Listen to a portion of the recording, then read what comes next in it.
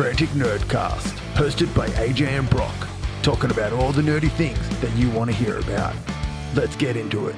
Hello, ladies and gentlemen, and welcome to Frantic Nerdcast, episode number 26. I'll just throw numbers out there. Yeah. We're that far into it, we just forget. We're that far into it, it doesn't really matter. But yes, episode 26. We are definitely up there in number wise. So how you doing, mate? Fantastic, mate. Fantastic. It's been a good week. It's been a quick week. It has been funny, a very quick week. Just messaging. We're messaging last night, I think it was, and just sort of about along the lines of, "Hey, we're recording tomorrow night. How you going?" I was like, "Oh shit, yep. Might want to pull my finger out and sort that one out." Yeah, I forgot a little bit, to be honest. Oh, look, it wasn't even that I forgot. The week has gone that fucking quick. Yeah, I'll tell you what. Anywho, what'd you get? I got to watch. I was sick on the weekend, so I was at home, and I was sick on Monday, so I stayed at home on Monday. Sure. Whilst being bedridden and sick and coughing my guts up, I watched Kingdom of the Planet of the Apes. Oh, don't tell me anything. I haven't seen it yet. Yeah, it's on the list. It's on the. It's a movie. Yes, it's a movie. It's a movie. It's on the. Before, and that's it. It's on the wonderful sites that live on the internet that some people may or may not know about. Yep. In full HD glory. But no, I enjoyed it. I enjoyed it. So I'll put it this way, without ruining anything, it's not a bad movie. Okay. And that's really. I got my new 3D printer as well. So I got an Elgu Saturn Ultra. It's fucking huge. Okay? If you haven't already, I don't think you have. But you need to throw a photo up onto the page because this thing is fucking huge. I thought my Creality fucking. It is a monster. I thought my Creality, M10 or whatever it is, fucking the FDM thing, like the Bamboo Labs style one. I thought that thing was huge. Like that just fits under my counter that I built. I got a brand new wash bath and a brand new not developer fucking LED Cura station. So I got all that set up and I had a nice room where I'm like, okay, it'll definitely fit in here. It's arrived and I've just looked at the box and went, fuck, that's a big box. Lifted, I'm like, that's a fucking heavy box.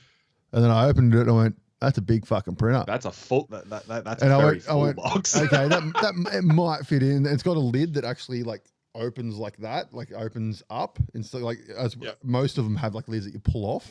This one actually opens up on hinges. And I did notice that. No, it doesn't even fit under it with the door closed. So it's got to live on the counter. That's hilarious. Big ass printer, but it's beautiful. Print quality is phenomenal. It's auto bed leveling. Oh man! So it comes down. Is such a simple thing. And just auto bed levels itself with the resin. It also detects. Amazing. It's got AI detection in it. So if there's anything left in the bed in your resin vat, like a little piece of print or something snapped off in your print vat, when it comes down, it does like a little pressure test on your print bed and detects if there's anything in your resin. And if it detects anything, it goes, oh nope, not going to print. So instead of pushing down, just keeping like my old printer, it would push down. And it would push into your LCD screen. For those of you who don't have no 3D printing, tune out for 5 seconds, and will crack your screen. Whereas this now detects it and goes, oh no, and it's got an AI camera in as well. So when it gets above the print bed, so if you're doing a massive print, it'll get above the print bed and it detects, oh no, it's failed, and it'll be like, oh no, it's just stop printing now. Oh, kind of thing. Handy. It's Wi-Fi enabled, so you can send the prints without having to put them in USB and take it out and fucking go over. And sweet. But the prints are real crisp. So I've been doing some test prints for a game that we're working on for some of the templates and stuff like that, and they just come out looking pristine, man. Like layer lines be fucked. like, given that I only seen a couple of photos, in the photos they look really, really crisp and whatnot. I'm very interested to see what they're like in person. No, it looks fucking great. But yeah, it's a great printer. It costs an arm and a leg, but it was well fucking worth it, I must say. Fair enough. Okay. Well, now you just got to spend another arm and a leg to lift your bench. Yeah, you're going to buy more fucking resin because the vat fits an entire 1 liter bottle of resin in it. Oh fuck. Yep. Okay. It's huge, man. Before we get into it, just quickly, we just want to reiterate that as of last episode, our Patreon is now open. If you did not listen to the last episode or you haven't seen us posting about it on Facebook or anything like that, it is now open. It's $5, the cost of a coffee. You can join up. You get access to our Discord, which at the moment doesn't have much going on it, obviously. You get once a month, we are going to begin doing a live episode where you get to participate in the episode via chat, all that kind of stuff. Also, you get early access to some of our videos. One of the new videos that we'll be doing is Frantic Nerdcast Plays Games. The first 2 episodes of that are live currently on Patreon. The first episode will be live on YouTube to non-Patreon subscribers next week. And they come out every Tuesday. That will be on the Patreon. And then once the first one next week is live, every week thereafter you'll be getting episodes on the normal YouTube as well. And yeah, so $5 cheaper for Americans because our exchange rate sucks. Chuck it in there, helps out. It'll be great, so we can buy some more microphones, better backdrops, and all that fun jazz. It'd be fantastic. But yeah, thank you, and let's get on with the episode, shall we? What do we want to start with, mate? Let's do it. Look, let's get the elephant in the room out of the way. We've had a little bit of news happening in Newcastle. So we're recording this on Wednesday. So this has all happened within the last. This is on the 17th, 17th of the 7th, 2024. This episode. Yeah, so Tenacious D were meant to come through and they're currently in Australia. I think they still are performing shows. Okay, cool. They're still here. Performing shows around the country. They were set to do their Newcastle show on Tuesday, and it got cancelled. Now, it got cancelled because Kyle Gass was up on stage. He was getting a birthday cake for his birthday. This is on Sunday in Sydney. Yes, this is on Sunday in Sydney. He was asked to make a birthday wish, and his birthday wish was to not miss Trump next time. Yep. Now, that aside, look, it's a dark joke. It's like that is purely and simple. It's dark. It's dark. The fact is that it's a joke, and I think that it has just fucking blown out of proportion. Well, the thing, it blew out of proportion because a politician who I've never heard his name of before, not once, never heard his name, had a hissy fit, and then started saying, started pretty much baiting the Prime Minister. If you don't do this, then you're a pussy and you shouldn't be elected, blah, blah, blah, blah, blah. Pretty much acting like Trump. And then essentially they say deport them. No one's actually been deported as of this moment, from what I can tell. But Frontier Touring, who are the touring company who are doing the tour for them, cancelled all their shows. So all their shows for the remainder of Australia have been cancelled. Yeah, the thing that they put out at the time was we are postponing the shows until this develops a bit further. And since then, Jack Black has actually come out and said, look, I'm cancelling the tour, and gave a bit of a spiel as to why. More or less, it was a joke that blindsided him.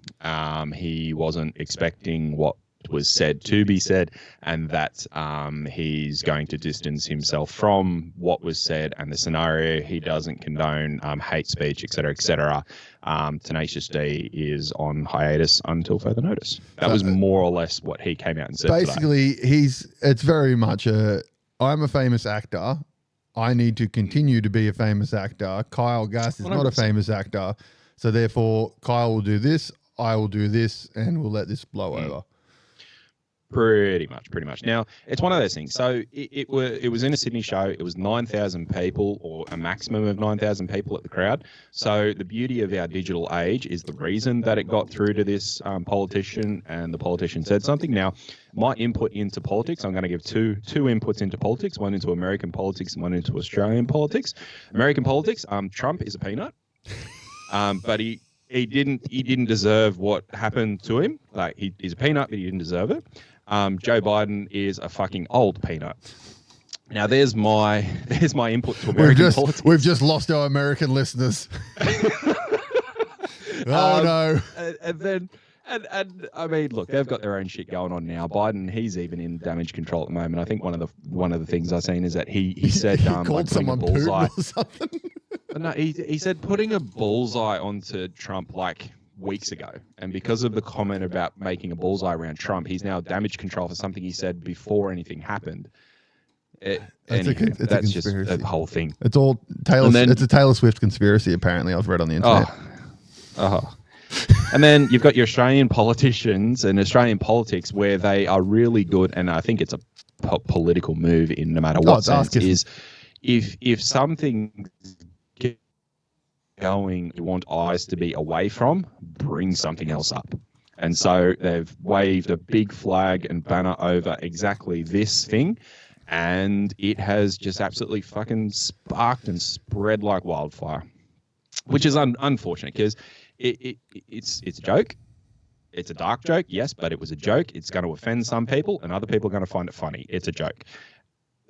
And that is just a really, really poor response, in my opinion. All you need to say is just fuck her gently. You don't always have to fuck her hard. Yeah, exactly. I mean, they've said worse things. Right to do. I mean, that's enough of that shit. It's also one of those. Yeah, fair enough. Well, enough of that shit. We could fucking keep going on for days. It's bit of positive news from me on the general one. I thought I'd bring this one up because I'm actually pretty excited about this. The Newcastle Collector-Con coming up. I'm actually excited. So for those of you who don't live in Newcastle and listen to us, we are from Newcastle, Australia, and this is a little tiny collector-y thing. Yeah, so think San Diego Comic-Con and then just forget about it. This is the trash can from San Diego Comic-Con. This is basically what happens in the car park in San Diego. It's the boot sale San Diego Comic-Con. But anywho, I seen it pop up a little bit earlier in the year, and it's on Sunday the 28th of July, so it's in just a little bit of time. So it's going to be at our local entertainment centre with gates opening at 10 o'clock. They've got 180 different trading tables across various different things. I mean, you've got your collectible toys and figurines, anime stalls, comic stalls. They've got model cars, Lego, gaming, tabletop gaming, trading cards, and all sorts of other things. So from that perspective, it's one of the bigger ones we get through. It is indeed, yeah. Probably the biggest one we get through Newcastle. There are a lot of like little smaller ones which you see, which are general little junket stalls of the market goers who set things up, which are cool anyways. I'm keen for this one. I mean, they've got some activities through the day, like they've got some D&D for starters and season plays and whatnot, cosplay comp and whatnot. So never been before. It looks pretty fun. I'm keen to go and have a look. Yeah, and if you see us there, either me or Brock, come up to us because we'll have stickers and we'll give you stickers. You can have one of these stickers here, this Frantic Nerdcast sticker, or we have, I think Brock might have it on his microphone. There is another little cartoon, hand-drawn, illustrated one. There you go, for those of you watching on YouTube. So yeah, we'll have some of those stickers that you can get off us if you see us there. We'll make sure we have plenty of them for you. Yeah, okay, on to gaming. Let's get into gaming. I want to talk about this. This is a board game that is coming out. Now, in our very first episode, we talked about a lovely company called CMON Games. Cool Mini or No is their actual name, but they shortened it to CMON, so that is the CMON now. And they are a very, very large board game manufacturer in America. They have one of the biggest Kickstarter games ever, which is Zombicide. And now they have the wonderful ability to continue to whip the horse until it dies. And by that, I mean Zombicide, Zombicide 2, Zombicide fucking Orcs, Zombicide this, Zombicide that, Zombicide this, DCE's fucking Zombicide. They've done 5 million copies of it, and they all make a lot of money. And what we're talking about today is DC Comic United. So this is a little chibi game, like the game with the little chibi miniatures. Now, when it first came out, the first Kickstarter, I remember it coming out as a Marvel one. And I was like, oh, this looks shit. And I looked at the gameplay, I was like, this is shit. And then eventually I bought the game because it was on special at Zing for like $20 and played it. And I was like, it's actually a pretty fun little game. It's not a big game. Like the minis, you do not need the minis in the slightest fucking bit. It could have been little cardboard tokens. Mm-hmm.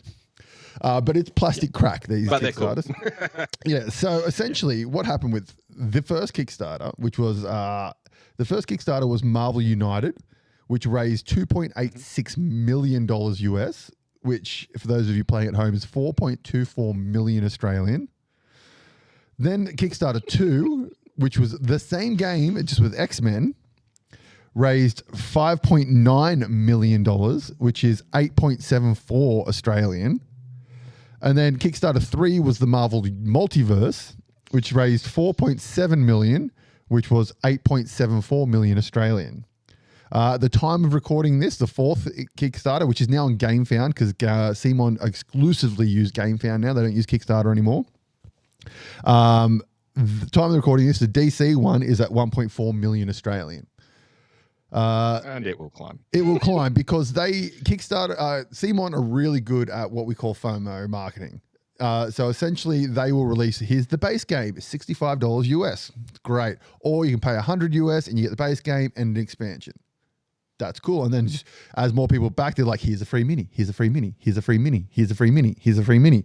And then they'll get a couple of days in, they're like, oh, here's an expansion. It's only $30 and you get like 10 more minis. Oh, cool. I'll add $30. And then about 3 days later, here's another expansion. And then 3 days later, here's another expansion. Oh, here's a neoprene mat. It's only $30. So to give an emphasis on this, the first Kickstarter, which was Marvel United by itself, had 6 expansions by the end of the Kickstarter. And the entirety to get the base game and the expansions was $190 US, which is 280 Australian. Kickstarter 2, which is the X-Men edition, had 9 expansions announced for it throughout the Kickstarter. It was 295 US to get it all and 437 Australian. Kickstarter 3, which is the multiverse, had 9 expansions. It was $360 US, so $533 Australian. This is not including shipping to Australia either. Shipping to Australia on these things is fucking ridiculous. So far, DC has 3 expansions. You get the base game or the base game with the Teen Titans expansion, and they've announced the Justice Society of America and Metropolis, which is like the super family. Yep. That's all it's announced at the moment. But there's like 15 free minis already unlocked. Now, I am probably going to go all in on this motherfucker. What about you, mate? Glutton for punishment. Yeah. It's going to be like. Look, I don't know if I'll go all. I don't know if I'll go all in. But I think I'll definitely get the base and probably the one expansion. So the base and expansion $100 with like out of the back. Yeah. So I think I'll probably back that because in all honesty, you still get all the Kickstarter exclusive minis. Yeah, exactly. And I think I'll break it out at home a couple of times or with friends and whatnot. But I mean, it's realistically, great solo. The person I'm going to be most... okay. I didn't actually realize it has solo. It's really good so solo. That's awesome. I'll definitely break it out then. And I mean, realistically, you're going to be the person who I most regularly play games. So if you're getting all the expansions, I don't need to have them as well. Very much true. And the beautiful thing about GameFound as well, GameFound do payment plans. That is the only reason why I will be going all in on this motherfucker, because they could do it's a four payment plan. So you pay in four I think 4 months you pay it off. So at the moment I think it depends. Oh, it depends on what them. they release actually. Yeah, so I've seen some that are just 2 payments. Well, I did Sky Team Monolith, which is a really great solo or 2-player card game, and it was 6 payments, I think, 6 or 8 payments. So it all depends on the company, whoever chooses, like how they choose to do it. But this one's 4 payments, is DC United. I highly recommend the game. Like if you don't, I think there's like another 20 days left or something on this campaign. If you're not sure about it, if you're in Australia, you can go, there's lots of game shops or like toy shops and stuff that have the X-Men one or the Marvel United one for like $20 for the base game. You get 10 really cool little minis in it. And it's just a great, super good little fun game to play. And it's pretty easy. Like if you've got younger kids, it's really young kid friendly. Like because the main cards you play when you play a card, it's pictures. So there's no words for the kids to read. The only words are on the villain cards. So you just really need one adult kind of be able to read, like older kid to be able to read it and explain what's happening. And it's easy to do. And even in saying that, like from an easy perspective, like it's easy to pick up and easy to learn and easy to play. Like from an actual difficulty to win the game, you can set that in different ways for your level of difficulty. And I think we played like a medium level one, or maybe even I can't remember if it was like the medium or hard, but either way, it was difficult, and that was with 2-person. It was hard to actually get it done. And then I think we played another time with 3 of us, and even with 3 of us, it was difficult. It was very hard to actually get through and actually finish it because we set it harder. So you've got that mechanic to make it easier when you do have kids and learning and want to get through the process and whatnot. And you can also increase that difficulty for adults when you want to give yourself a real challenge. Which I thought was a really, really good. Because I think if I just sneezed and nearly died. A bit too easy, the game wouldn't be as enjoyable. Yeah, true. Fair enough. Excuse me. Oh wow! Sorry. You need a moment. Oh, I nearly died. Oh my god. Okay, that's pretty much it for games. Other exciting news we finally have Star Wars Unlimited in Australia. It took its sweet ass time. We're finally getting expansions and booster boxes. We're getting the other ones. Yeah, I mean, it came out in Australia, but it sold out instantly, and you couldn't buy booster packs or anything anywhere. So we're finally getting stock in Australia, so it's actually easy to buy. I think we might have touched on this at some point. There was a company who they had the booster boxes when they first came out. They were like $120 to $150 or something, which is pretty standard when a new game and booster box and whatnot. And then within like they did a massive sale, sold pretty much everything. They got another run and they released the new run at like $200. And then apparently within minutes they boosted it to $250, and then within minutes again they boosted it up to $300. Well within their rights to do it.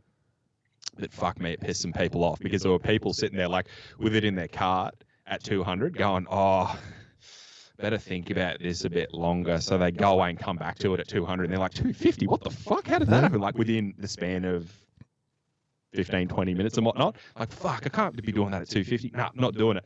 Come back and look at it again. It's gone up again to $300. And Lorcana's really short still selling for $400 a pack in some places. Oh, that's nuts. That's ridiculous. That is so nuts. I think I was at Good Games tonight when I got that. Booster boxes are $200 for the Star Wars one, which is not too bad considering they are 16 card booster packs. Oh, they are? I thought they were 8 for some reason. No, awesome. they're big boy booster packs, man. They're well worth the money.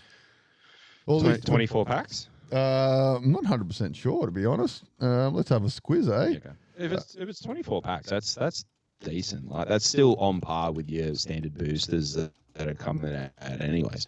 I know that we spoke about getting a booster a while back, but then as we just said, they pretty much sold out. It was stupidly expensive. What do we got here? Where's our description? That's not a description. You're not helping me here, Amazon. What do we got? You get 24 packs in the booster box. That's good. That's pretty standard. With 16 cards, that's awesome. Yeah, so 24 packs, and I'm pretty sure they are. Oh no! So you get 9 commons, 3 uncommons, 1 rare or legendary, 1 leader, 1 base token, and 1 foil card. Nice. So yeah, you get a base and a leader in each pack. Wow. And all the bases on the back of them have tokens. which is really cool. And there's a couple I got a couple of cards that were full arts, which is pretty cool. And that's not your that's not your foil card at the back. Most of my foils were common or uncommons. But yeah, like you get some full art cards, which is pretty cool. And yeah, just fucking top game, man. Really good game. We'll have to break it out again. Yep. So I'll have to get I'll be definitely getting a booster box of those guys.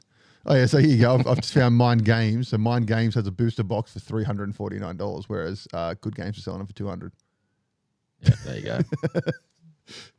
That's nuts. Yep. All right. Well, that's really it for games. So let's move on to movies. Now, you got any good rumors for us for movies, good sir? Oh, that's right. Rumors. We do that, don't we? We do that. You can start. Okay. Tobey Maguire will appear in Secret Wars as a Spider-Man variant. I think I'd seen that. I think I had. I don't know.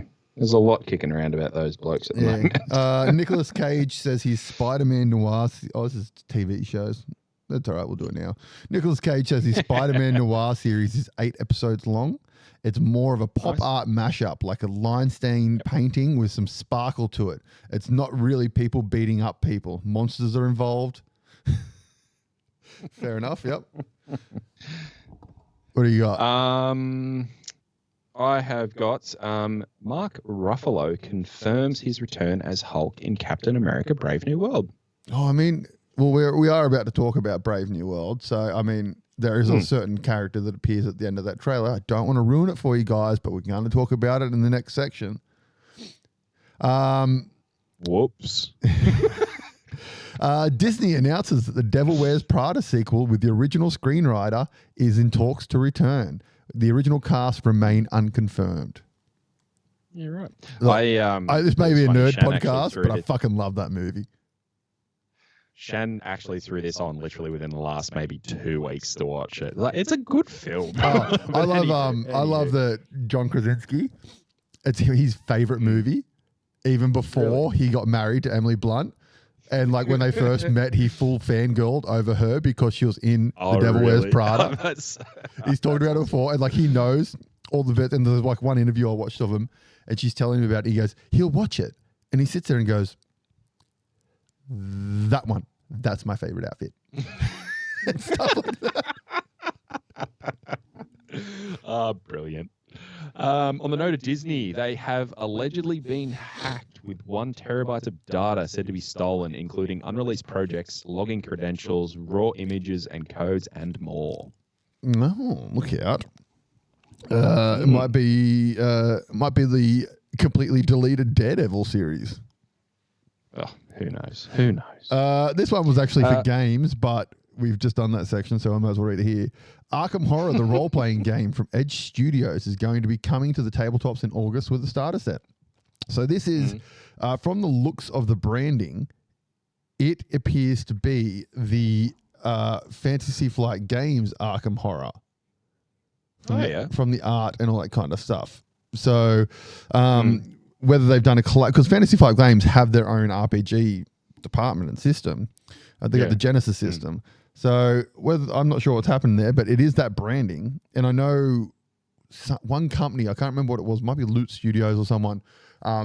They're doing some official STLs for it. Okay. So that'd be pretty cool. Yeah, definitely. It looks like Men in Black franchise are going to try once again. So Men in Black 5 begins filming next year in London. I don't have a problem with that. I enjoyed the last one. I know lots of people didn't like it.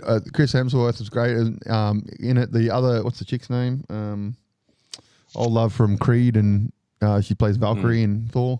She was great in it. I thought it was a good movie. I enjoyed it. It was good fun. Neither here nor there on it. All right, another game one, because, I wasn't prepared for this episode. I said that at the start of the episode. A brand new complete starter set is on its way from Battlefront Miniatures for those diving into the Cold War gone hot in World War III, Team Yankee. So essentially, this is like a small scale modern warfare game, but for World War III kind of thing. And the starter set the starter set is Russia and America, funnily enough. Right. It's where are we? There we go. It is you get everything you need to start playing. You get Americans and the Soviets, yeah. And then they're also releasing two big American starter, like an American starter force and a Soviet starter force as well, which is like a lot of tanks. Okay. A lot of tanks and minis and whatnots. And, yeah, that looks sick. Yeah, and that's the starter set there. So lots of cool minis in it, little dudes and all that kind of jazz, and yeah, and they're usually pretty cheap, the Team Yankee starter sets. So we'll see. It looks like an interesting game. Might have to give it a crack. Keep your eyes open. Yeah, on to you, mate. That's all I've got. So you go for your life. Marvel's Eternal Star Kamal Nanjiani is rumored to be DCU's new Boost to Gold. I will. I 100% accept that casting. That is phenomenal casting if that's true. That'd be awesome. Because apparently on that note, Blue Beetle is getting a sequel. I know the Blue Beetle was getting a continuation through like a cartoon TV series or something like that. Well, it was meant to be an extension of it. Yeah, apparently I've read some things that apparently it's going to get another like continuation movie wise in Guns World. Nice. So and in the comics, Blue Beetle and Booster Gold are like best mates. So could work. Yeah, right. I can see them two. Yeah, okay. No, I can see them two on screen together as well. That'd be pretty sweet. Blue Beetle's on Netflix now too, I think. Sorry? Blue Beetle's on Netflix now, yeah. Yeah, I watched it a few weeks ago. Jake Gyllenhaal says he's open to playing Batman in James Gunn's DCU. It would be an honor. He's been rumored so many times to play a Batman. Fuck, I know, right? I'd love him to be Batman. I like the weird casting, awesome. Like the out there casting for Batman's. Like I know a lot of people didn't like Batfleck. I loved Ben Affleck as Batman. I thought he was great. He was really good. He was a good Frank Miller-esque Batman. And I think Twilight Boy Richard Patterson, he's one of my favorite castings as Batman, to be honest. He's non-animated, really good, and I think there was so much flack that he received before he even got into the role to do it. And yeah, I think he fucking nailed it. Yeah, but so did Heath Ledger. Heath Ledger got so much flack over the Joker before that movie, and now he is classed as the best Joker ever. You mean Oh, yeah. Oh, I was going to say, yeah, he's classed as the best Joker ever. And then you've also Bale, who got a bit of flack for his Bruce and Batman as well. Yeah, he nailed what he was there and meant to do. The Lost Boys. So Taika Waititi is set to direct a revival of the Lost Boys. No, don't touch it. Don't touch it. Just fuck off. Don't touch it. Have you watched the sequels? Yeah, they're fucking horrible. Have you watched the sequels? Yeah, they're horrible. I know, right? I mean, even the third one, you got the Coreys returning, and that's like was Corey Haim's last film, I think, before he committed suicide. The second one was atrocious. The third one was bad, but it wasn't horrible.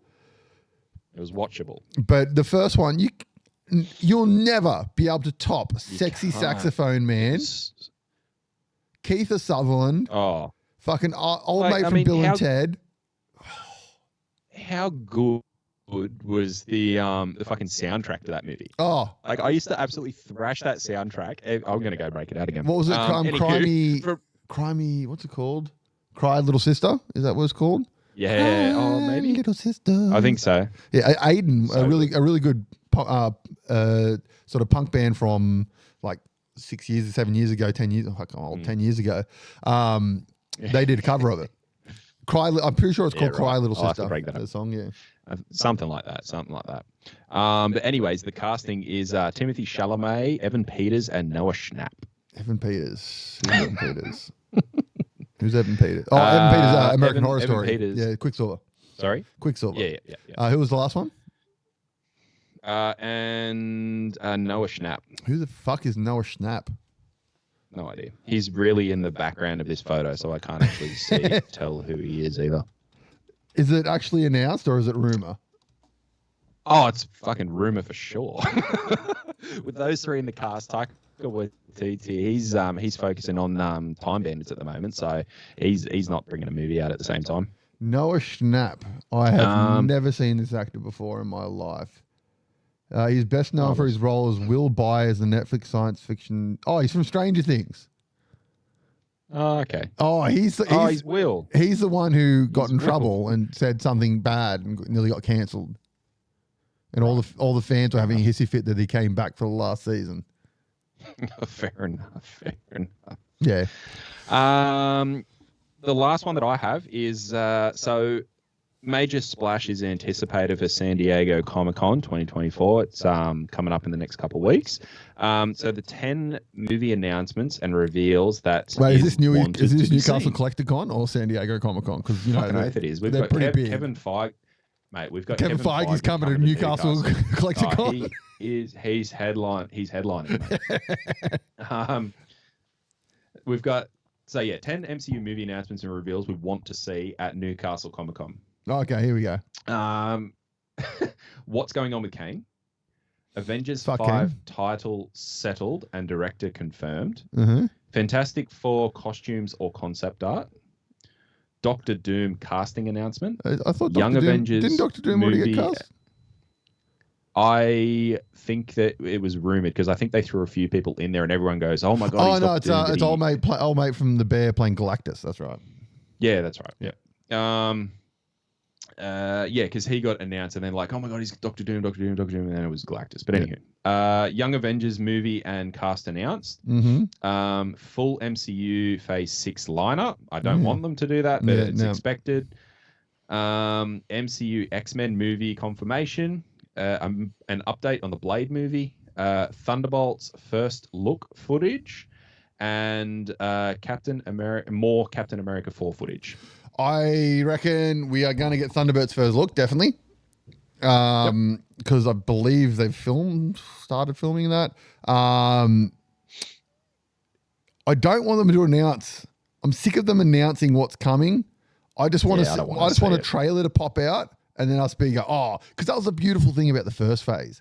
You got little teasers at the end of the movie, and you're like, oh, that's going to be a fucking Captain America movie. I don't know if it was like that was the good part. Like that's like you. I mean, we'd have nothing to talk about. Yeah, exactly. I mean, you had the movie, which was awesome. You'd watch the movie, you'd sit in the edge of your chair, like, fuck yeah, what a movie. Then you'd get to the end of the credits, go, oh my god, and then there's your hype for the next fucking 6 months or 12 months until the next bloody movie came out. Blade. So that's all of my items. Did you want to keep touching on those?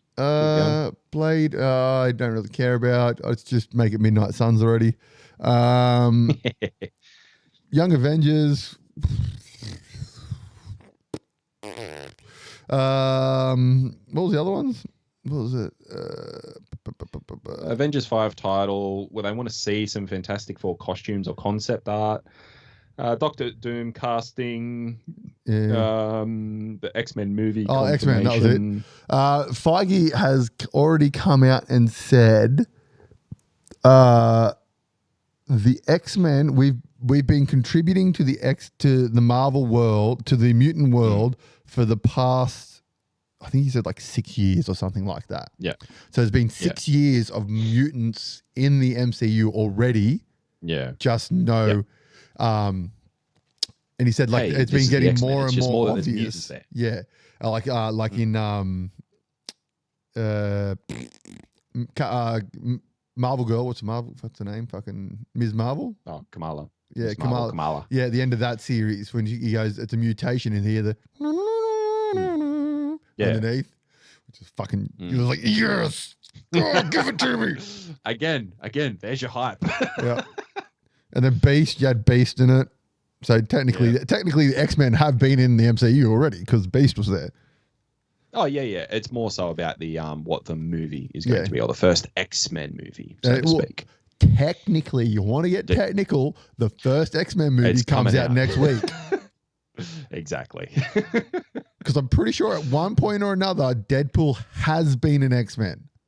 I know he's normally X-Factor, but I'm pretty sure he's been an X-Men at one point or another. I'm trying to think what exactly it was through anywho, we can fucking fall down a few rabbit holes there. All right, what are we in? What movies? Let's talk about the movie. Let's talk about this thing that I watched. Did you watch the whole thing? No. Neither did I. So I'll put my Sorry, Bevo. So it's Fritz the Cat. We'll start with Sorry, Bevan. Why are we watching it? Yeah, why are we watching it? He recommended it. He said, "I'll get on the board." Yeah, This friend of the show. He's been a guest once before. Bev. Yes, he has. Yep. So we went out. We tried. I spent more time reading about Ralph Bakshi than I did actually watching this show, and I'm genuinely interested in Ralph Bakshi. I'm genuinely interested in all the other things that he's got there, and actually looking to see if they're better than what this was. Let's talk about Fritz the Cat first. So Fritz the Cat was made in 1972. It's an adult animated black comedy film. It's on YouTube if you want to watch the whole movie. Yes. Yep. Which astounds me. Yeah, I know, right? And it's essentially a satire film of the time of a college student, sex, drugs, rock and roll. Yep. You can go more into depth, mate, because you're the nerd here. Okay, so I got 10 minutes or so in and stopped. So I think I got further than that. My opinion is that I don't think it's aged very well. No. At all. And I mean, it just wasn't. And I mean, my opinion was that Ralph was trying to stick it to the man, so to speak. Yep. Doing things at the time were generally unheard of. I mean, the first 10 minutes ended with a cat orgy in a drug den bathtub. Yeah. He then later on goes and hangs out with the African American crows in the inner city. And then unintentionally starts a race riot and then becomes a leftist revolutionary. With all of my thoughts about that, I had a read about Bakshi, as I said. Now, his works, they were indeed at the time, like it was an X-rated film. So it was in essence considered an adult cartoon film at the time.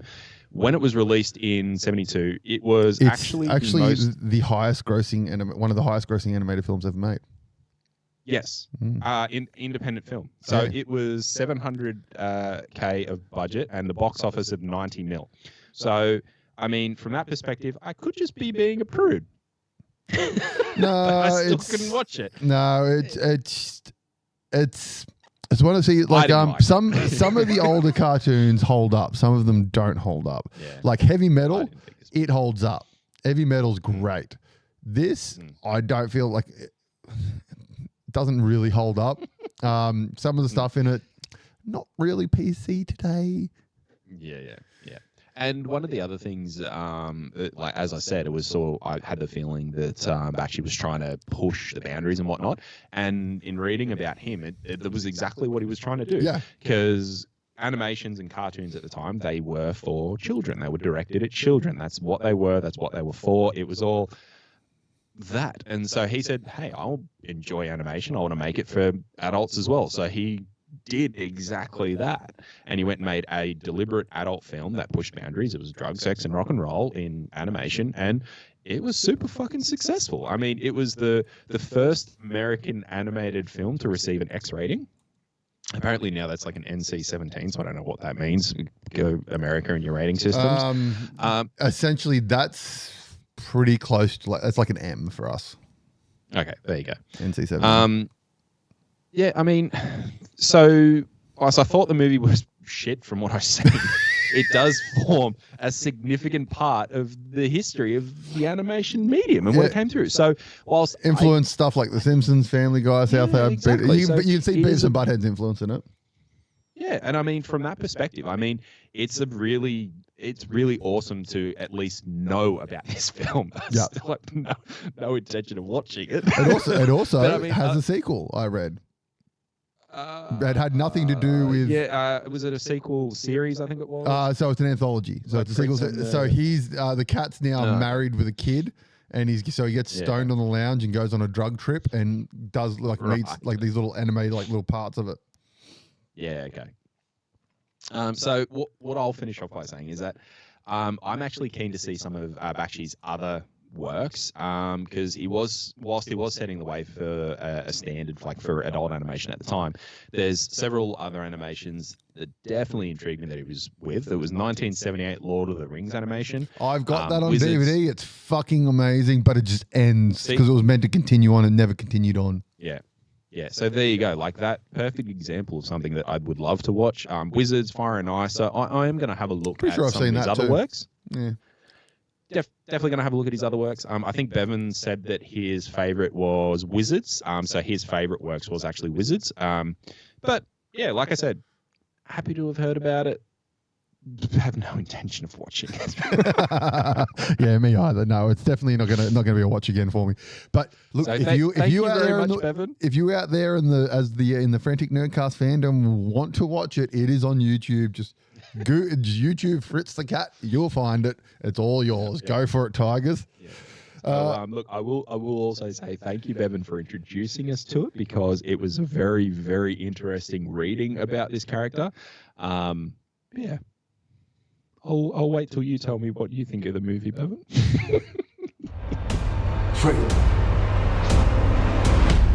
Alrighty, on to some trailer action. And did we get some trailers this week? We got spoiled. We did indeed. And looks like we're going to kick off with Time Bandits. So we mentioned this before with... coming to Apple TV on July 24. Now, Time Bandits is a remake of a fantastic piece of artwork by the one, the only Terry Gilliam. If you do not know who Terry Gilliam is, he is a Python, e.g. Monty Python's. He did all the illustration, like all those crazy weird illustrations you see in Monty Python's, in the Holy Grail, all that kind of stuff. He did all that stuff. He's done amazing films like Brazil, Munchausen. He did Heath Ledger's last film, which was the Imaginarium of Dr. Parnassus, which was a fantastic film and amazingly finished without him. Did an amazing job finishing it. That's one you need to watch if you haven't watched it. But yeah, Time Bandits is an amazing movie. The original had John Cleese, Sean Connery, a few others and stuff, and essentially about is it dwarves? I can't remember. I think it's dwarves. So I've actually not seen the movie. Oh, really? Watch the original. It's really good. So essentially they travel through time and steal shit, and this young kid gets stuck with them, and he essentially is traveling through time with them to steal shit, and they're trying to get him home. Sure. Yeah, which is basically what you get from the trailer. Yeah. Or the trailer for this. So would you recommend me watching this and then the 81, or do you reckon watching the 81 film and then watching this? They're going to be very different because this one's Taika Waititi. Yeah, it is. Yeah. They're going to be very different. Like, it'll be homage-y, I feel, but I think they're going to be very different. And then this one's like also, it's Lisa Kudrow. Who else? I don't think. I honestly, when I started writing she's the only one. I clearly got distracted. I think she's the only one. From memory, Lisa was the only one that really stuck out from the names of people. All the other ones didn't really grab my attention when I was reading through the names anyways. What do we got? Cal El Tuck is the kid, I think. I know. We got Sarah Darkin, Lisa Kudrow, Deng Murphy. Yeah, I don't know any of these people. Yeah. So, that's right. I wrote Lisa down because I knew exactly who she was, mostly from Friends. I mean, it looks fun.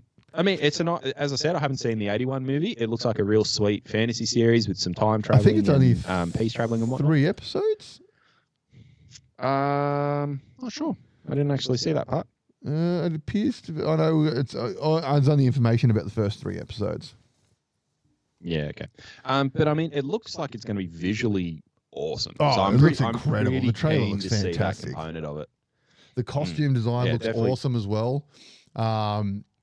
And it just, it looks really good. I think it's going to be a really good, fun time because Terry Gilliam, he's very much like Terry Pratchett.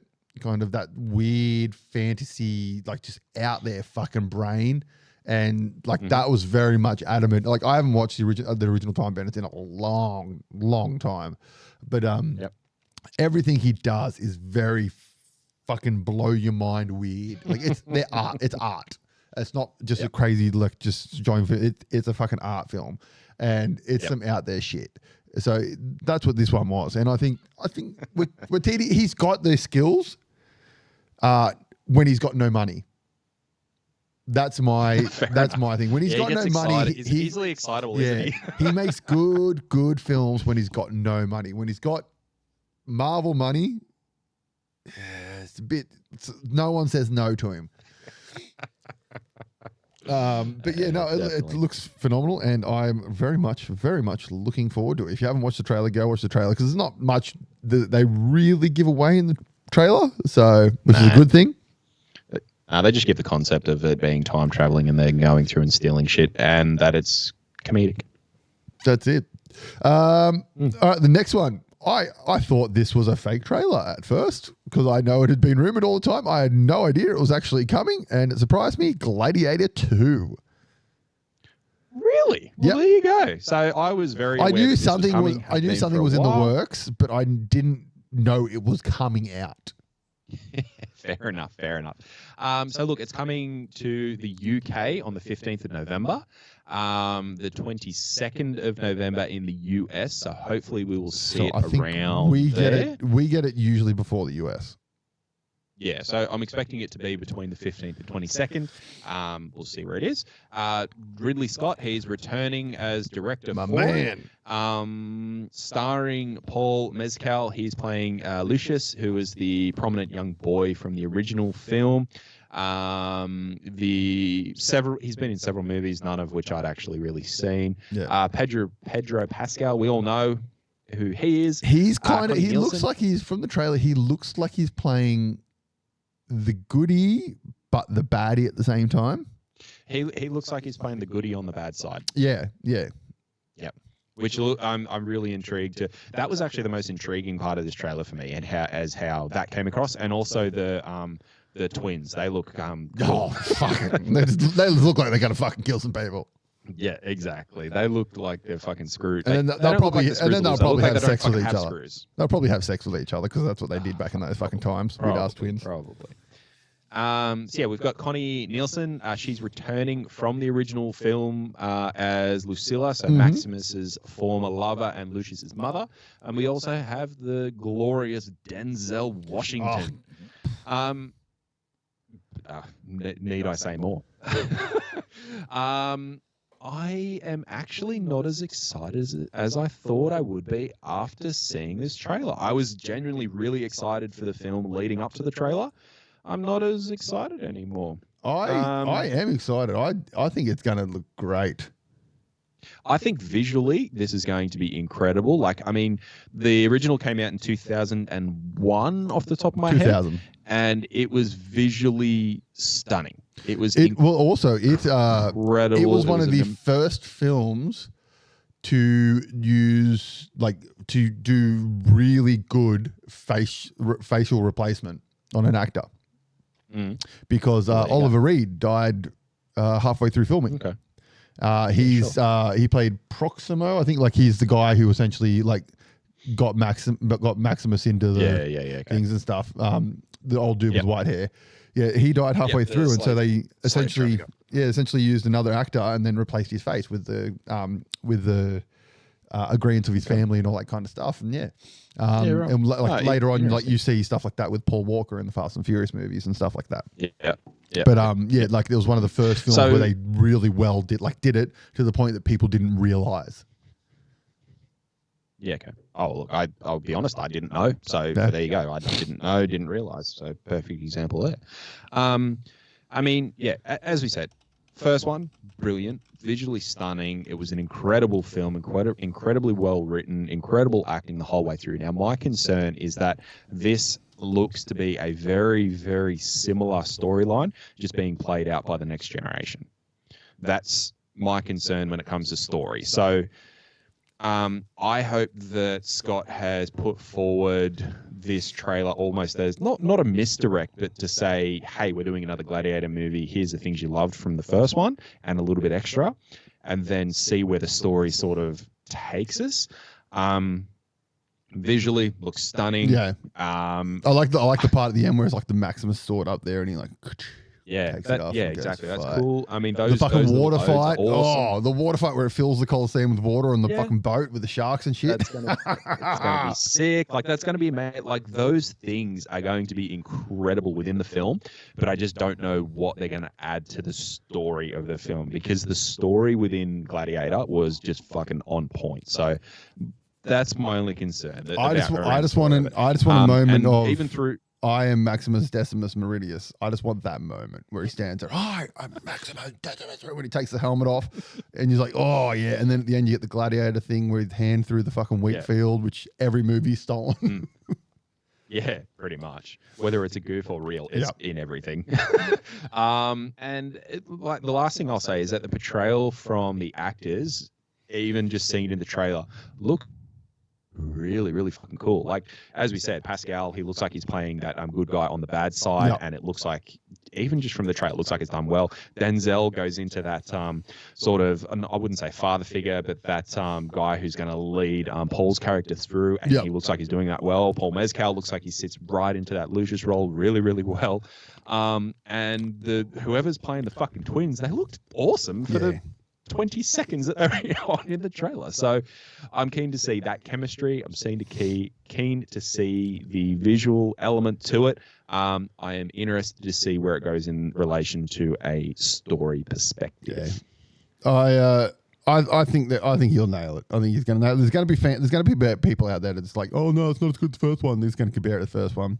Oh, of course. Naturally. I'll probably be one of them. Yeah. It's hard to do, but you need, especially with these movies like this, you need to separate them from the first one and just watch it as a movie on its own. But whatever. I think one of the things that I'm starting to get better at now is that when it's like a first and a second, is that I'll watch the first, watch the second, whatever, and I'll say, you know what, the second one, I enjoyed that film. I preferred the first one rather than it wasn't as good. It just comes down to that preference of what you have seen. And you're exactly right though. Like your comparison, you can't not do it because I mean, it's a tough thing because it's either people will have the response of, oh, it's the first movie made over again, a la Star Wars Episode 7, or oh, it wasn't as good as the first one.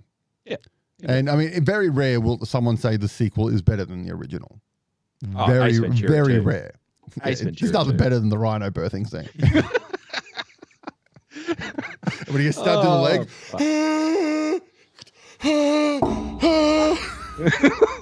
Go, Slinky, go. Saying that, in fairness, there's nothing will top the scene in the first one where he's in the mental institution and he's pretending to be the football player and he does like the whole thing. He's like, let's see that again.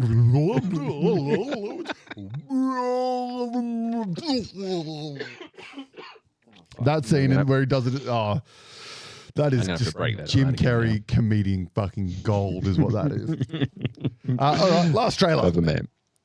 Captain America. Captain America. It's a brave new world, motherfuckers. Yeah. Right. So this one is coming out on the 14th of February, 2025, directed by Julius Onah.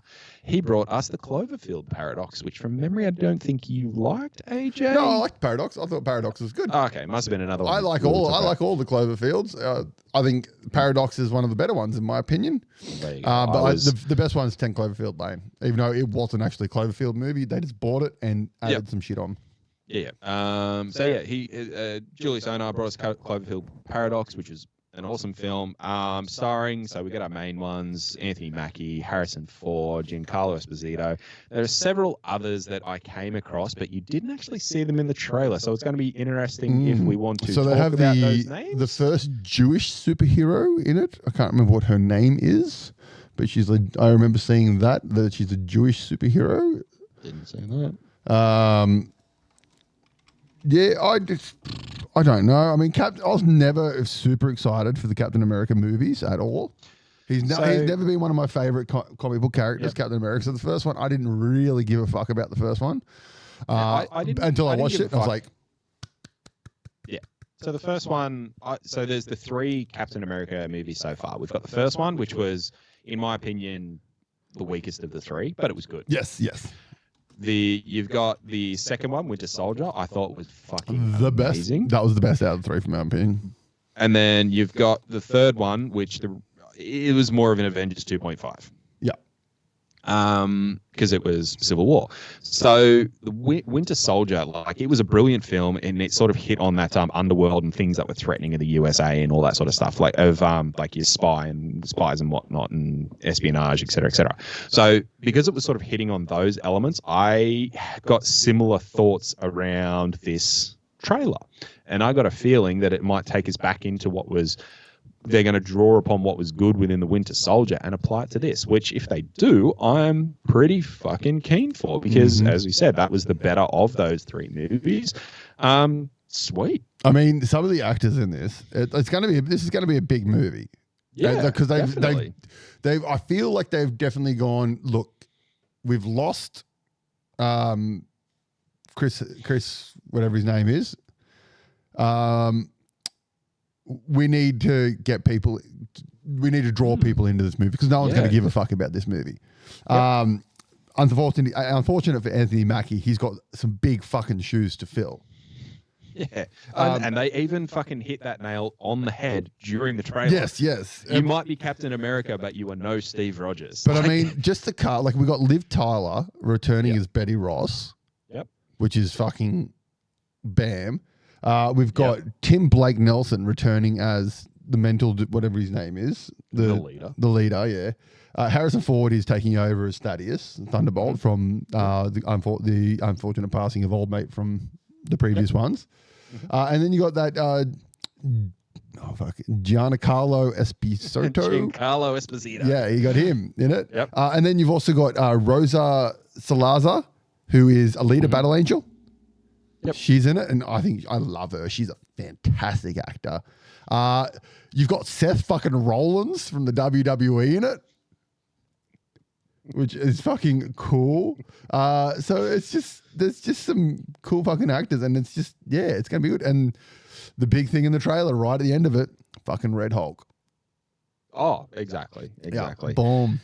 And I suppose one of the things I got from the trailer is that, you know, when the Marvel movies, they sort of change from being a movie to being an experience. Yes. And sort of, I got that feeling of that being reinvigorated in this. Yes, I too. From that trailer, I got that feeling of. You're going into an experience. A bit more. It's a bit more of excitement than I've had for previous ones. Like, nothing's going to compare to the excitement for the movie we're going to see next week. Of course. But the excitement for this one, it's the most excited I've been for an MCU movie besides Deadpool in a fair while, like since Endgame kind of thing. Yep, I agree. And 100%. That's weird to say because I've never gave a fuck about Captain America and then saw fucking Winter Soldier and went, oh, I love Captain, but that's thanks to the Russo brothers. Those pricks are fucking talented. They're very, very clever. But the trailer looks pretty cool. You like living up to the Captain America. You see the new Falcon Captain armor, which looks fucking awesome. Like, that aerial battle looks like it's gonna be sick as fuck. Mm-hmm. You get two odes of it too. So it looks like one of the things I picked up, or I'm making an assumption on, is this movie might heavily focus on Anthony Mackie stepping into being Captain America more so, because in Falcon and the Winter Soldier, he went from being Falcon the Falcon to being Captain America, but that's purely because he got the shield and said, "Hey, I'm Captain America now." This Captain is him, America. The growing pains. Exactly. The growing pains to it, and you'll see that he's got that the suit that he had at the end of Falcon and the Winter Soldier, but you'll actually see a couple of little snippets where he's got a much more Steve Rogers-esque suit on, which is far more of like that blues and the white star and whatnot. And I think that's sort of an element of showing how it will focus on his progression. I reckon they're going to go with mainly because they drop it in the trailer of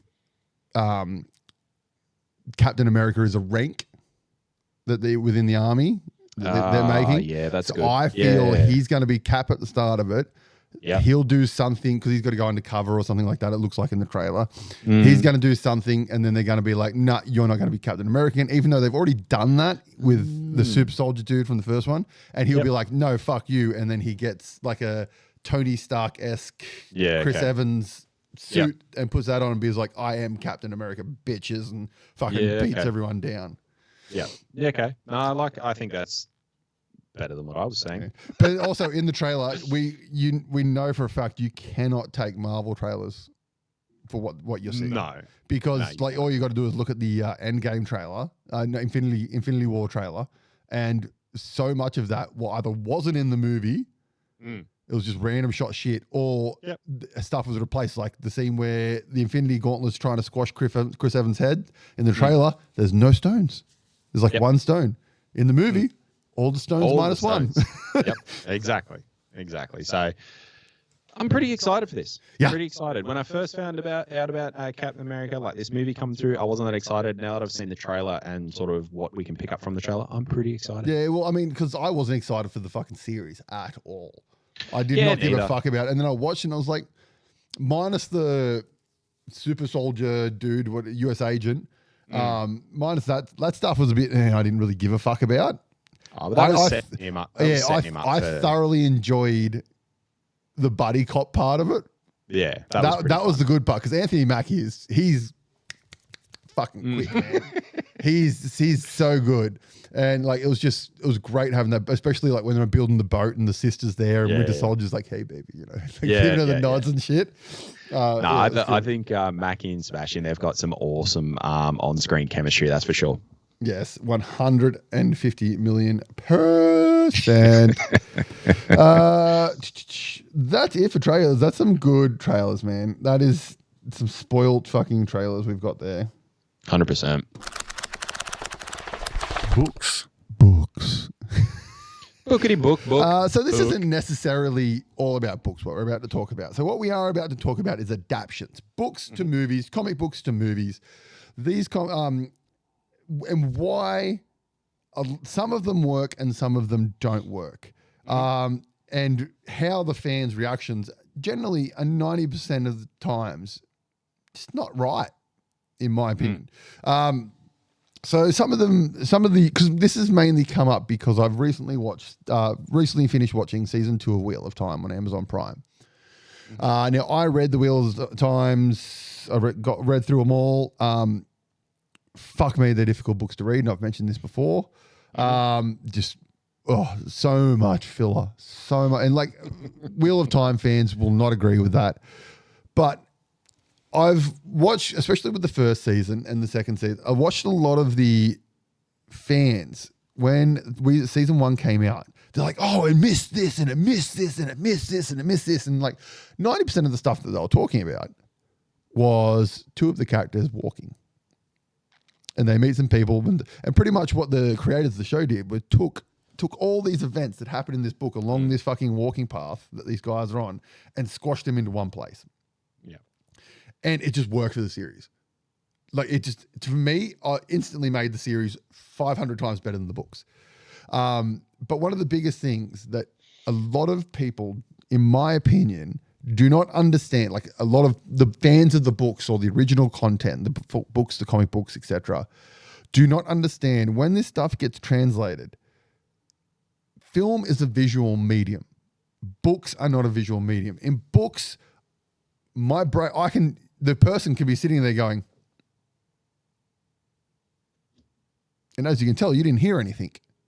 But in their brain, they're going, "Yes, I'm going to go over there and wow, I can't believe those events actually happened to me. This is amazing. That person over there looks incredible." Movies can't show that.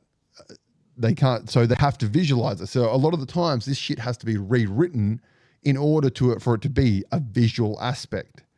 And that, in my opinion, a lot of the times is when fans have hissy fits of these transitions. And that's the thing that they'll usually like, "Oh, but in the book, this happened, and this happened, and that didn't happen." And it did.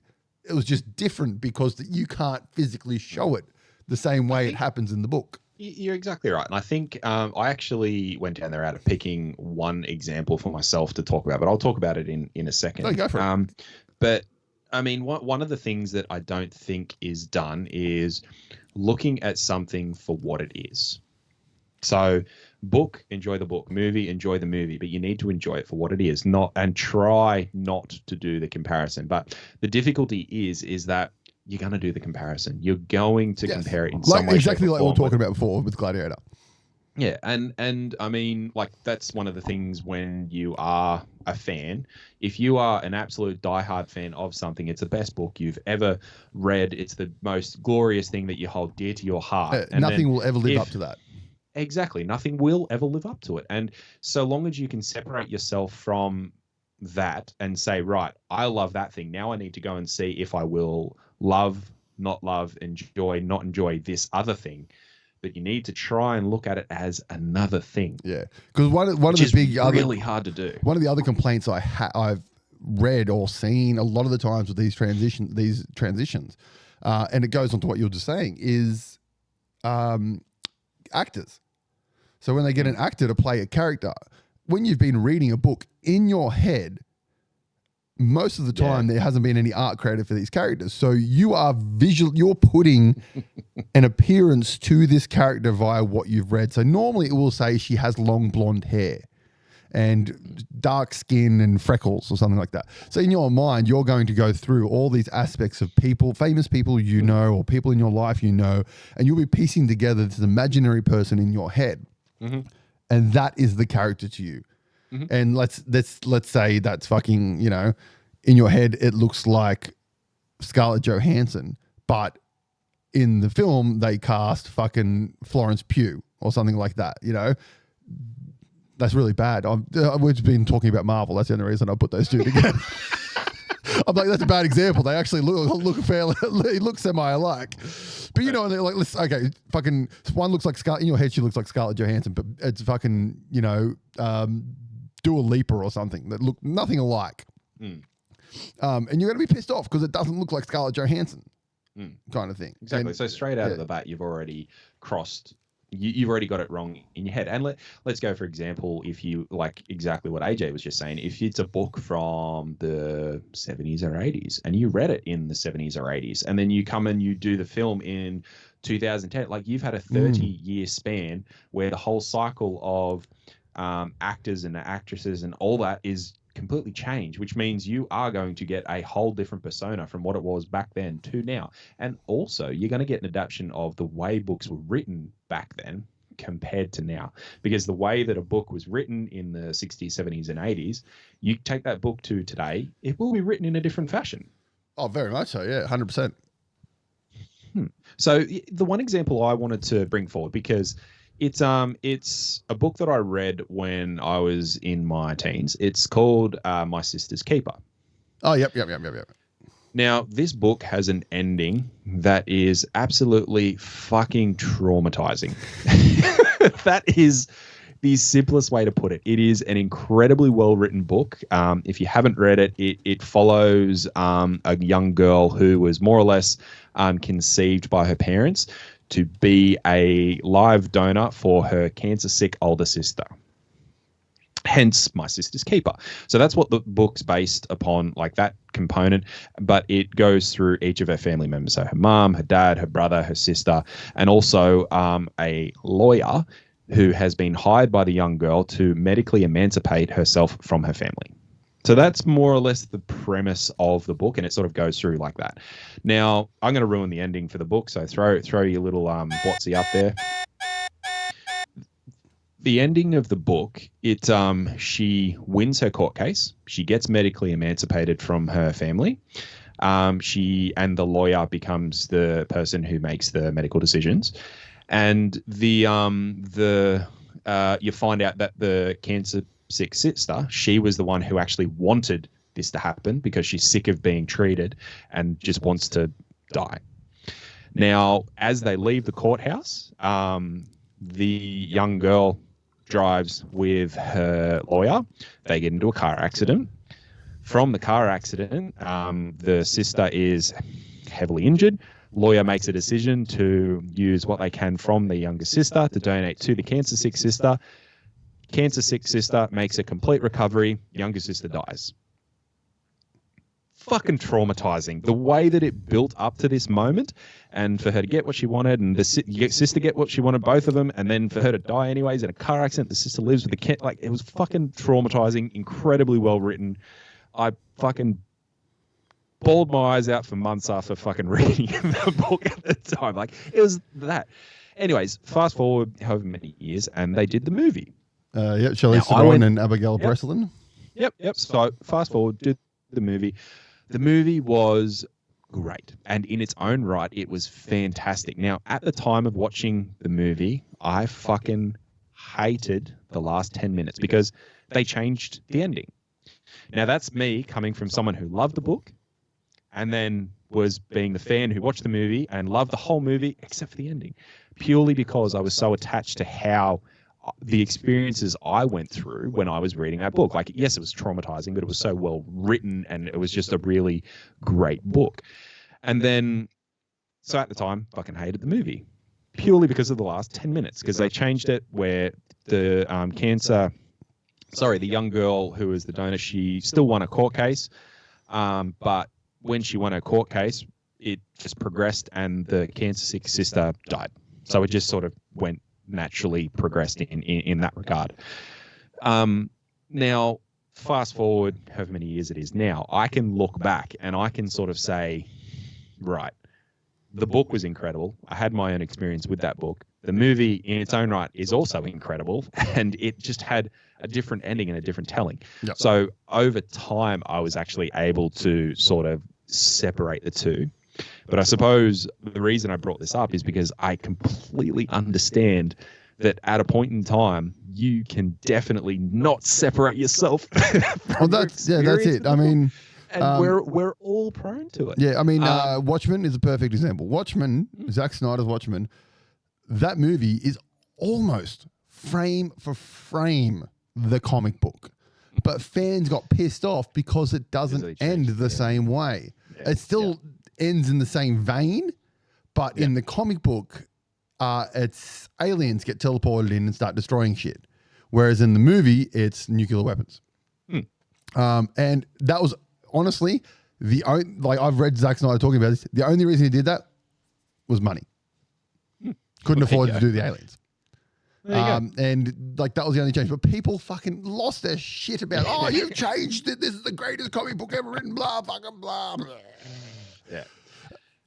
But it's just Yeah, so I suppose it's one of those things where we're all going to fall prone to it at some point in time. But if you can learn as best as you possibly can to be able to separate the mediums as to what they are and sort of look at them in their own merit and consider them in their own merit, even if it does take you a bit of time to do that. For example, myself, it took me a while to actually go back and watch the Sisters Keeper movie. When I watched it again, I was kind of like, what was I so upset about before? Like, this is a really good movie. I mean, all you've got to remember is we live in a fucking amazing time where we have 6 Lord of the Rings and Hobbit movies that are 3 hours a fucking piece. We have a TV show based on Lord of the Rings. We have Wheel of Time shows. We have Dune movies. We have all these fantastic masterpieces of literature that we thought would never exist in a visual medium. We have 15 years or whatever it is of Marvel movies in this beautiful cinematic universe. Like, who would have ever thought this shit would have existed? And yet people still complain about shit. Oh, it's not the same as the comic book that was written 500 years ago. That's the nature of Hop off your high horses, fans, and just sit down and enjoy the fact that this shit fucking exists for us to watch. 100%. And look at it in its own merit. Enjoy it or don't enjoy it. That's it. Yeah, you don't have to watch it. Yeah. If you love the book that much, just don't watch the show. It doesn't exist for you. Exactly. Yeah. That's all I had on it. Yeah, that's all I had. I just wanted to have a fucking rant about people complaining about books. Look, we don't mind a rant on this show, do we? That's it. TV shows. All right, we got a TV show that you're going to talk about because I didn't want to watch it because I watched. So essentially, what we're talking about is Parasyte. I watched the anime. This is a while back. We got each other to watch thing. You're watching Neon Genesis. I watched Parasyte. Anime was okay. I was going to watch The Grey, and I kind of, I don't really want to after watching the anime. So you're going to talk about The Grey for us. Yeah, so this is Parasyte the Grey. It's been out for a little while. Came out earlier this year. We'll do this anyway, just in case. Throw it up anyway. As a whole, I didn't enjoy it as much as I did the anime or the manga. Yep. However, there were some really fucking cool scenes in this show. The opening scene where the parasites sort of land on Earth, and then there's one that takes over a human at a concert. I did see that part. That was good. Oh, that was fucking awesome. Like it sort of showed how they were going to put onto screen the humans being taken over and what they'll do for how they sort of come out and attack and whatnot. Because in the mangas and the anime, it's very sporadic and like very quick, fast-paced sort of action scenes where they're attacking each other and whatnot. So I was interested to see how that came across on screen. Fucking brilliantly. It came across so well. So any time that there was some form of action scene or any type of fight scene or anything along those lines, even if you want to go through and just watch those, I'd recommend it because they were fucking awesome. What else? So following scenes... So going into this show, no idea of the background of the Grey, only the main arc of Parasyte. So the Grey is more or less a special police unit developed to combat the parasite infestation. So I made the assumption when I seen the first episode or so that it was a reimagining of Parasyte. So we're taking the manga, we're going to put something into it and make it a little bit different, a little bit ours. As I said, I didn't really know what the Grey was. So parasites take over, they take on one person, the person becomes, the parasite arrive, they take over, but only half of one person, and that kind of becomes, I don't know, almost like an anti-hero type thing, a good guy, bad guy within one. In Parasyte, the anime and the manga, it's comes in through his hand, tourniquets his arm, stops in his arm, gets stuck. The parasite gets stuck in his right hand, so it gets called Migi because that's right in Japanese. And Shinichi, the character in the manga and anime, he stays as Shinichi. In this, I didn't like the way that the parasite took over. It took over half of the brain, so it sort of did it in a way where it got into her body. But she had been shot or stabbed. I think she'd been stabbed. She'd been stabbed multiple times, yeah. Yeah, so she'd been stabbed. It was taking over her body, but because it had to heal the body before it could take it over, it didn't have enough time to actually take over the brain completely. Okay. So it only half took over in that regard. So what that meant is that rather than the that sort of symbiote nature of Migi and Shinichi being able to talk to each other because it's his right hand, you can only have either the parasite or the human part of this new format. And I didn't think it would have translated as well. And watching it through the show, I was kind of like, meh. Like for them to talk, they either need to record each other and then do it. And like, that's kind of silly because you just have to do it once and then have everything else in the background so they know everything about each other. Or they have to have another character within the show, like talk them through it. Like, I thought that they would develop something where they could talk to each other. I don't know whether it was like just via the mind. They didn't. Yeah. Maybe season 2, something like that will happen. Like a grey space or something like that, where of Stranger Things-esque with the black room and stuff. Yeah. I thought that would sort of be developed over time. Like it might still be, but I don't know. I didn't really like that element to it. In the first episode, a negative for me was the stereotypical data dump of what's going on in the show. The leader of the Grey, so the head captain, whatever she was, it just wasn't well done. Like, I know that some of these are done well in a way to give an explanation, then move on. This one felt like half of the fucking episode. I had a police cop on screen yelling at me what was going on in the show. I'm like, fucking calm down. I'm trying to watch what's going on. Let me watch. Like, I just felt like it was fucking at me. So anyways, watch the rest of the show. The story was okay. I never really got into it because I just felt like it sort of lacked something. I don't know. I didn't get drawn in as much as I did previously. And like I said, some awesome scenes. When it got to the final 30 seconds, though, it brought me all the way back into the show. I can't remember if this happened in the last 30 seconds of the episode or if it was a post-credit scene. But something I wasn't expecting is that they actually brought Shinichi and Migi into the show. Oh, nice. So I didn't know that was going to happen. Like I said, I thought it was going to be a reimagining. So just whatever. But no, right at the end, they brought Shinichi in. He meets, I can't remember who. I think it might have been head of the Grey Police. And then it pans into a nice close-up of the right hand while they're shaking. And it just goes, "Hi, my name's Shinichi." I'm like, fuck yeah. Okay, cool. I'm back on board. So when that happened, I was kind of like, okay, I just got a whole new appreciation for the show because of something that happened in the last 30 seconds, realizing it wasn't a reimagining. It was its own whole fucking story arc. If I had an outset of that at the start, I might have actually, I don't know, took it on board at the time differently. Yep. Whole new appreciation for it. And I hope they now get season 2 because I'm actually keen to see how that world comes in together and expands. Yeah, they will. Definitely. Yeah. Oh, it was good that they drew you back in. It's good. I might watch it at some point when I've got nothing else to watch, but yeah. Like I said, it's something that you can probably flick through or skip through a lot of it. Like the story points there's probably like one plot point in each episode that happens. That's enough to carry it through. And then, watch the action scenes. They're pretty sweet.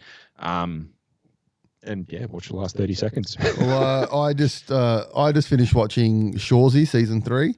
If you haven't watched Shorzy essentially is a spin-off of a show called Letterkenny, which is like Canadian comedy. Right. And Shorzy is like an ice hockey one, and it's fucking hilarious. It's just amazing. And I've just finished that, and it's a great season. And I watched another series. Now, you know me. I love a good rom-com. I love some trash TV. I discovered this show on Amazon Prime a couple of weeks ago, and I've just rewatched it for a second time whilst I was sick, just because I couldn't think of anything to watch. So what? You watched it twice in 2 weeks? Yeah, no, it was probably a month and a half. It's called Maxton Hall. It's on Amazon Prime. It's a German, think Gossip Girl, but made by the Germans, essentially. And it's a book called Save Us that they've adapted. It's fantastic. Like, it's pure trash. It's great. Maxton Hall. Yeah, it's one of those shows you put on, and I watched it dubbed, and it takes you about 10 minutes, and you get used to, because the German mouth movements are pretty close to the English words, so you get pretty used to it pretty quickly. And yeah, it's just pure trash that I thoroughly enjoy. She's more of a he's rich, so it's your stereotypical. They're at a school. They're at a posh school. She's a student on a scholarship, and he's like the rich motherfucker, and he's like an arrogant prick. And she essentially, they have to be, they're forced together, and then they fall in love, and it's pure trash that you've seen a million times. Is there a scene now? This could be what I'm thinking. So the guy gets the girl. They go somewhere, and she ends up in a royal gown or something like that. And okay, Shan watched it. I've seen a few snippets, and it didn't get me. Oh, it's great. I thoroughly enjoyed it, man. I cannot wait for season 2. It's brilliant. It's trash, but I love it. Some of the stuff that Shan puts on, I'm just like, yeah, this is for you, mate. She fell into with this one, as you said, I think you said it was German. German, yeah. Yeah, so she fell into, I'd say maybe 3 years ago, just stumbled across a couple of shows which were foreign, either teen dramas or rom-coms or whatever. Oh, there's heaps of them on there, yeah. There's heaps on Netflix. Hooked so far. Like, oh my God. Like, one that I actually didn't mind. I watched the first season with it. It's, The Elite. Oh yes, the Elite. That's the there's like the hoity-toity college uni students, whatever it is. Yeah. So I watched that with Shan the first season. I'm like, hey, you know what? I didn't hate this. This is not too bad. And the second season, it lost me. Look, there's nothing wrong with a bit of trash TV.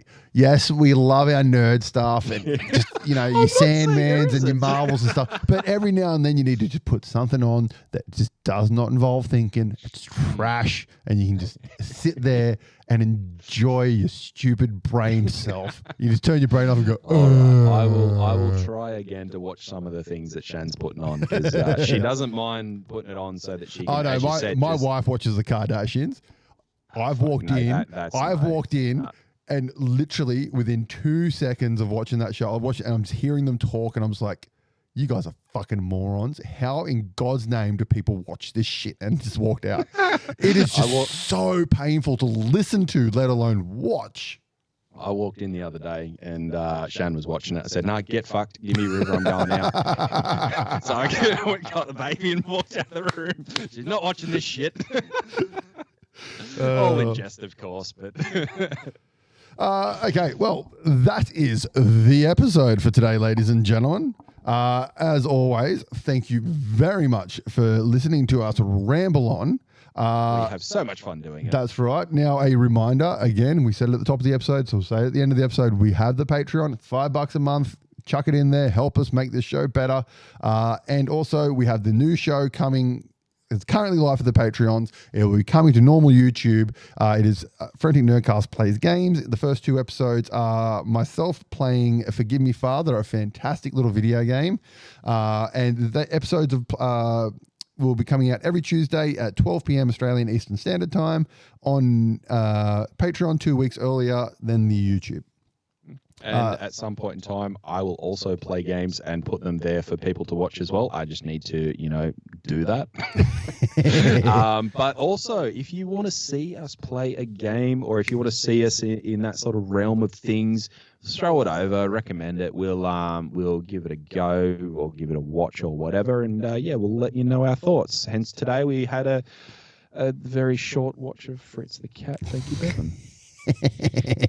So as always, mate, thank you very much. I am AJ. And I'm Brock. You can check us out on Spotify, Apple Music, and wherever all good podcasts are listened to. On YouTube, you can check out the latest episodes just after the podcast is uploaded. Follow along the journey on our Facebook and Instagram. You follow me, Frantic Brock, on Instagram, and you can follow AJ, Weird Art by AJ. See ya.